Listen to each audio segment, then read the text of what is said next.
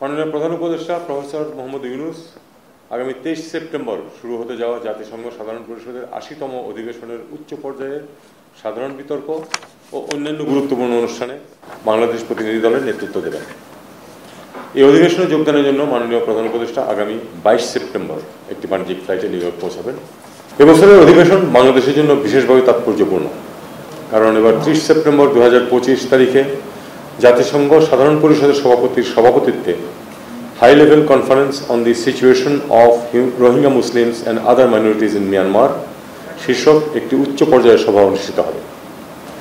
রোহিঙ্গা সংকটকে কেন্দ্র করে জাতিসংঘ কর্তৃক সাধারণ পরিষদে এমন একটি উচ্চ পর্যায়ের সভার আয়োজন এবারই প্রথম।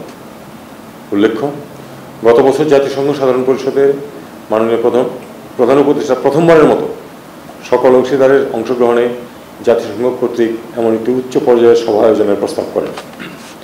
মাননীয় প্রধান উপদেষ্টার এই প্রস্তাব দ্রুত বিশ্বব্যাপী গ্রহণযোগ্যতা লাভ করে, যার পরিপ্রেক্ষিতে জাতিসংঘের সদস্য রাষ্ট্রসমূহ সর্বসম্মতিক্রমে একটি রেজলিউশনের মাধ্যমে জাতিসংঘ সাধারণ পরিষদের সভাপতির নেতৃত্বে উক্ত উচ্চ পর্যায়ের সভাটি আয়োজনের সিদ্ধান্ত গ্রহণ করে।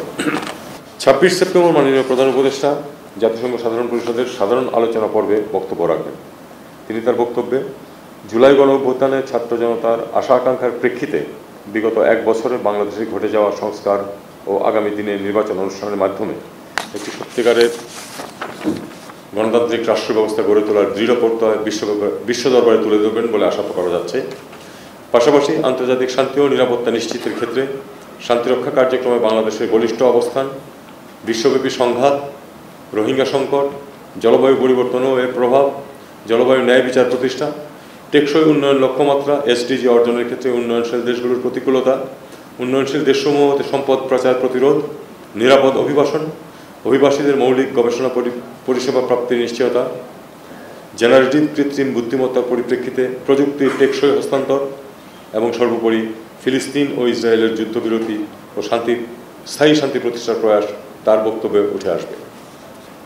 আমাদের প্রতিনিধি দলে এবার চারজন রাজনীতিবিদ যাচ্ছেন।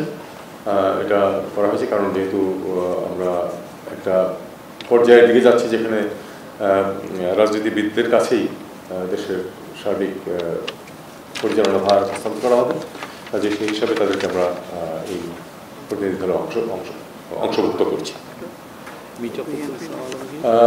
যে চারজন যাচ্ছেন তারা হচ্ছে মির্জা ফখরুল ইসলাম আলমগীর, সৈয়দ আব্দুল্লাহ মোহাম্মদ তাহের, তারপরে হচ্ছে আক্তার হোসেন, 3জন, আর হচ্ছে বিএনপির আরেকজন হুমায়ুন কবির, আর বিএনপি থেকে হুমায়ুন কবির সাহেব, এই চারজন যাবেন।